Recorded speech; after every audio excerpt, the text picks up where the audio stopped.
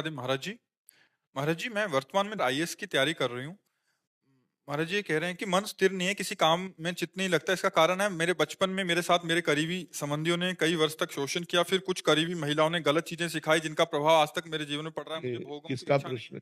शरीर बिल्कुल खराब हो गया है, पिछले कई वर्षों से शरीर पीछे की टूटे। बातें छोड़ो बच्चा, जो हो गया देखो, जो हो गया अगर आगे होने वाला होता तो उसके विषय में हम कहते, जो हो गया उसको लात मारो, बुरा सपना मान करके छोड़ दो। अब आज से अपना नया जीवन चलाओ।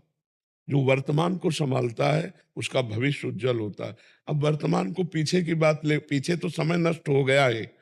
आपकी असमर्थता या आपकी प्रमाद स्थिति या आपकी कमजोरी देख करके जो शोषण वृत्ति हुई, वो तो समय नष्ट हो ही गया। अब आज के वर्तमान के समय को पीछे का चिंतन करके हम नया ताजा समय को क्यों नष्ट करें? इसको हम राधा राधा राधा राधा हम अपना मंगल करें। नहीं, बिल्कुल। आप छोड़ो, सब बातें पीछे की छोड़ो और प्रसन्न मुद्रा में हो। देखो आप कितनी परेशान हो, आपके चेहरा देखने से लगता है कि आप बहुत ही ओवर थिंकिंग करते हो, आप बेकार का चिंतन करते हो। लिखा है महाराज जी, वो सोच सोच के मतलब बार बार आंखों से आंसू आते रहते हैं। अरे, घर वाले विवाह के लिए जिद करते हैं, बट मेरा बिल्कुल भी मन नहीं है। शरीर अब ऐसे एकदम विवाह नष्ट हो गया करोगी है। जिस परिवार में जाओगी पूरे परिवार को परेशान कर दो। वही लिखा है, कह रहे कि मैं बर्बाद कर दूंगी जो भी परिवार होगा। हाँ, मेरे नहीं भाई नहीं, अभी पहले आप स्वस्थ हो। आप साल 2 साल पहले स्वस्थ होइए, आपका दिमाग स्वस्थ हो, आपकी प्रसन्न, ऐसा लगता है जैसे कोई बहुत ही मतलब चिंतन के द्वारा अपने को नष्ट कर रहा है। आपको और कोई नष्ट नहीं कर रहा है इस समय, आपका चिंतन नष्ट कर रहा है। उसको संभालो, भगवान का चिंतन करो। जो होना था हो गया। हमारे पूर्व के ऐसे संस्कार होंगे जिनका फल हमें भोगना, तो भोग लिया, छोड़ो। हम पीछे वाले, अगर आगे होना होता तो दूसरा सिद्धांत बताते।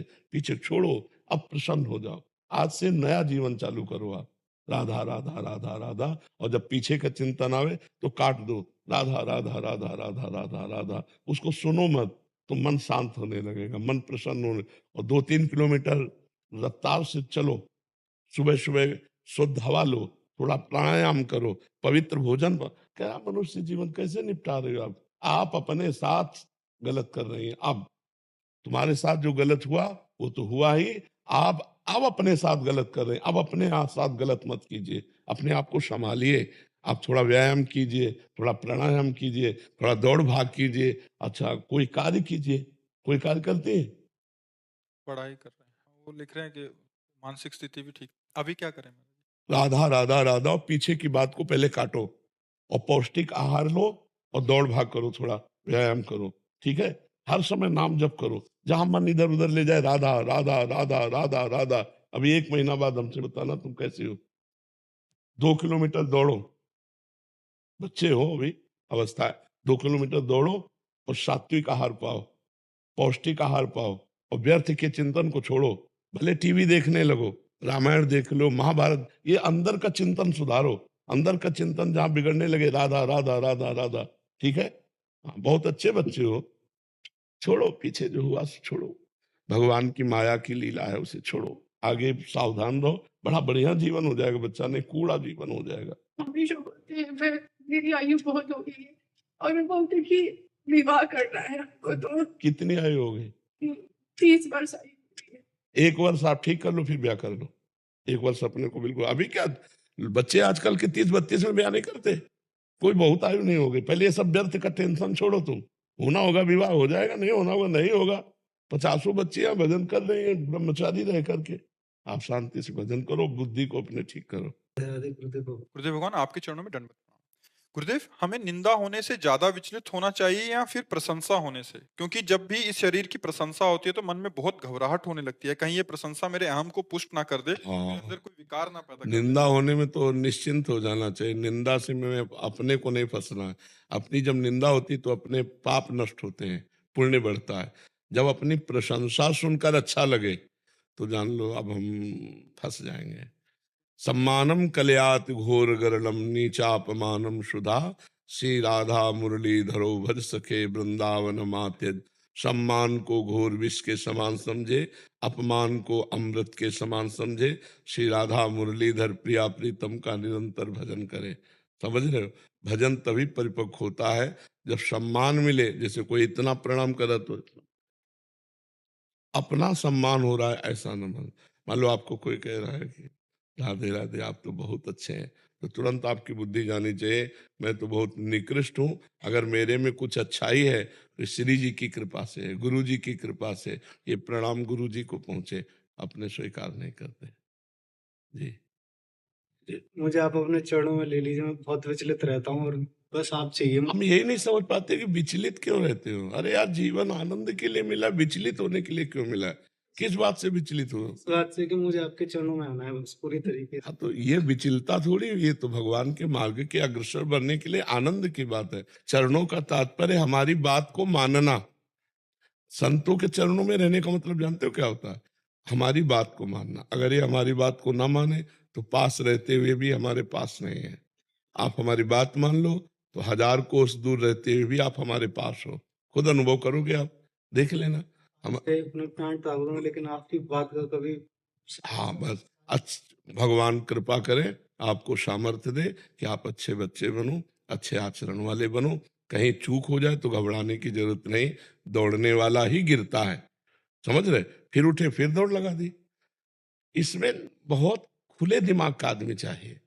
परमार्थ में एकदम संकीर्णता दिमाग की नहीं। अरे अब हमसे ऐसा हो गया तो हो गया। अरे भाई परमार्थ के पथिक हैं, फिसल गए, अब अगली बार से हम और सावधान रहेंगे, आगे नहीं फिसले। फिर फिसल गए फिर नहीं फिसलेंगे। हम 1000 बार फिसलेंगे तो 1000 बार उठ के दौड़ेंगे।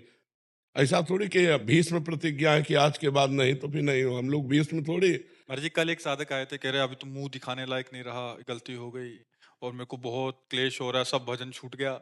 तो महाराज जी वही जैसे आप कह रहे हैं ना, कुछ कुछ मतलब नियम ले लेते हैं, फिर वो दृढ़ प्रतिज्ञा ले लेते हैं, फिर बाद में नहीं, प्रतिज्ञा नहीं चलेगी जब तक भजन परिपक्व नहीं होगा। समझो, हम कहते हैं आज के बाद हम ये नहीं करेंगे, लेकिन हमारी भजन की स्थिति वो है नहीं, तो फिर हम फिसल जाएंगे ना। अच्छा, किसकी माया है? अरे गहरे की माया है क्या? भगवान की तो माया है। और हम भक्ति किसकी कर रहे हैं? उन्हीं की कर रहे हैं। तो जितनी भक्ति में शक्ति है उतनी माया में भी शक्ति है। अगर हम नाम जप करके माया पर विजय प्राप्त करना चाहते हैं तो वो पूरी लात मारेगी, गिराने की कोशिश करेगी, और गिरते हैं, बड़े बड़े गिरते हैं, और गिर के ही पट्टा बनते हैं। पहलवान एक ही बात में थोड़ी बन जाता है, 10वीं बार परास्त होता है तब वो जाके पहलवान बनता है। तो इसमें हारने के विषय में उद्विग्न नहीं होना कि यार अब फेल हो गए, आप कैसे चले। फिर हम नियम लेते हैं, फिर चलते हैं। 20 दिन चले फिर नियम लेते हैं, अब 30 दिन चले फिर नियम लेते हैं, अब 40 दिन चले, तो धीरे धीरे एक दिन हम पार हो जाएंगे। मैं बच्चों को पढ़ाता हूँ तो उनके लिए मैं क्या करूँ, मैं उनको ये बताता हूँ जैसे मार्ग से वो पढ़ाई में नहीं अच्छे होते तो मैं उनको राधा नाम की बोलता हाँ, हूँ कि बढ़िया आप है। राधा नाम बढ़िया। जपो, ज्यादा से ज्यादा जपो, हाँ, तो बदलाव भी आता है। लेकिन हाँ। कुछ बच्चे नहीं करते हैं तो बड़ा अंदर से। कोई बात नहीं, ना करते हो तो उनको उनको भी भगवान का स्वरूप समझ के प्रणाम करो। उद्विग्न देखो, उत्तम साधक वो है हर परिस्थिति में प्रसन्नता खोज ले। मनुष्य जीवन उदास, खिन्न, निराश, इसके लिए हर परिस्थिति में अपने जीने का ढंग ऐसा बना ले, प्रसन्न आत्मा, हर समय आनंदित रहे।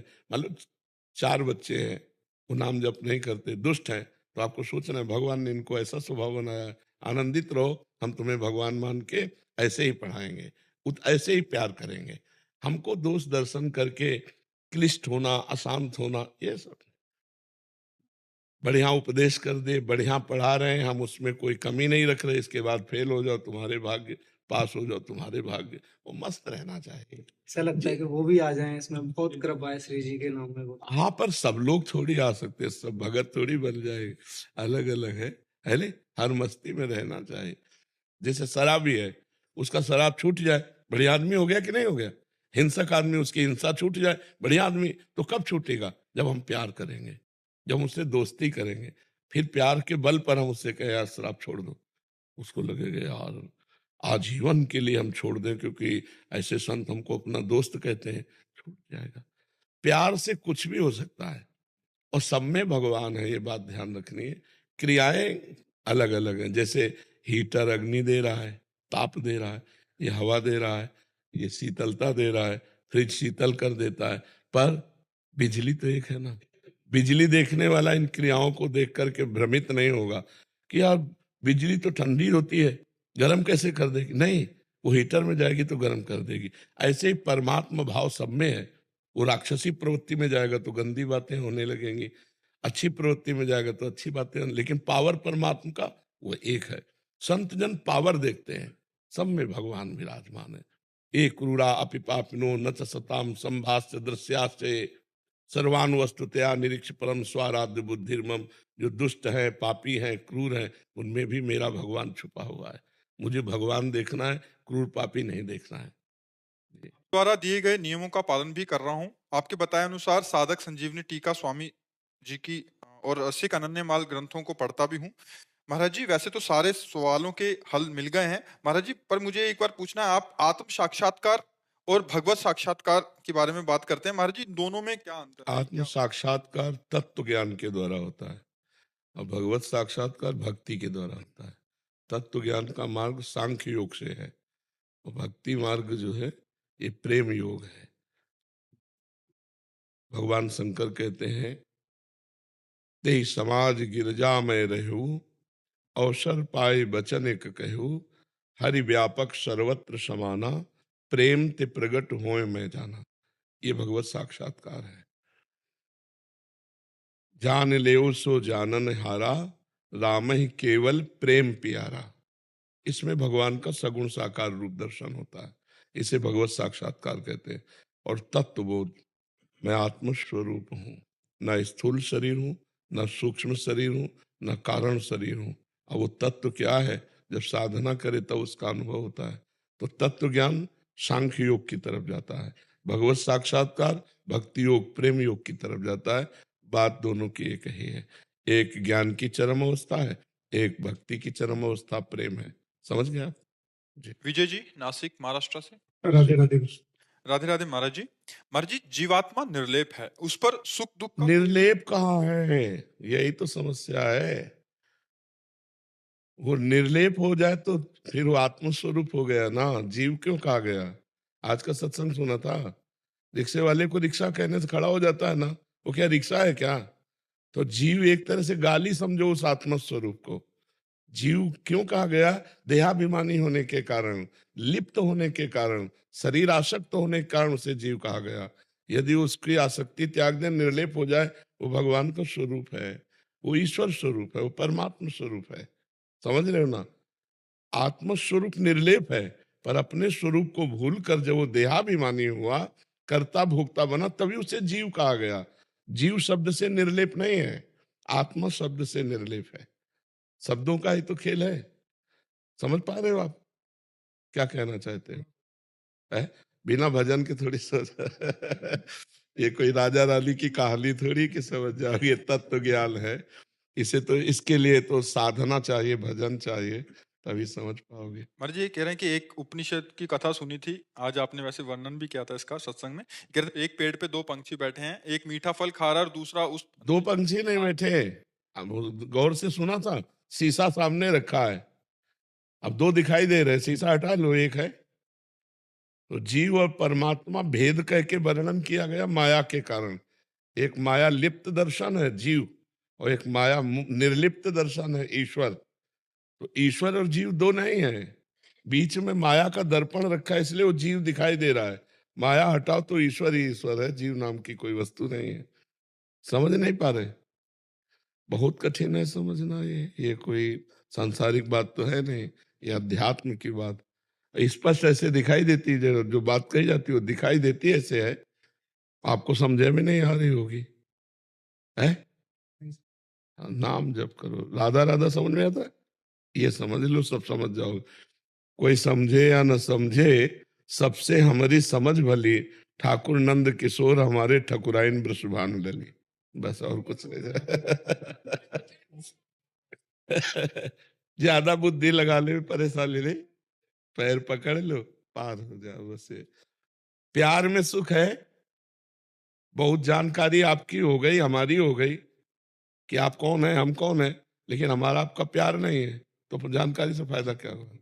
और हम कुछ नहीं जानते पर आपको प्यार करते हैं, तो हम दोनों बन जाएंगे। हम आपको नहीं जानते आप कौन है, हमें आप नहीं जानते कि हम कौन है, लेकिन हम दोनों प्यार करें, आपस में आसक्त हो जाएं, तो अभी हम दोनों एक बंध गए प्रेम बंधन में। तो ऐसे ही हम कौन है हमें पता नहीं, प्रभु कौन है हमें पता नहीं, पर हम प्रभु से प्यार करेंगे तो प्रेमाधीन भगवान बन जाएंगे हमारे। जानकारी के मात्र से तो बात बनेगी नहीं, प्रेम से बनेगी। जब हम भगवान को प्रेम करते हैं तभी हमारी बात बनती है। तो जैसे हम पुत्र से प्रेम करते हैं, पत्नी से प्रेम करते हैं, माता पिता से, अगर एक हिस्से में भगवान से प्यार कर लें तो निहाल हो जाए। जीवन बहुत बढ़िया ये है कि आप संत समागम करते हैं, आप नाम जप करते हैं, आप अच्छे आचरण वाले हैं, आप भगवान से प्यार करते हैं, अब बहुत बढ़िया जीवन है। नहीं तो व्यर्थ जीवन समझो, बिल्कुल बेकार जीवन समझो। जी।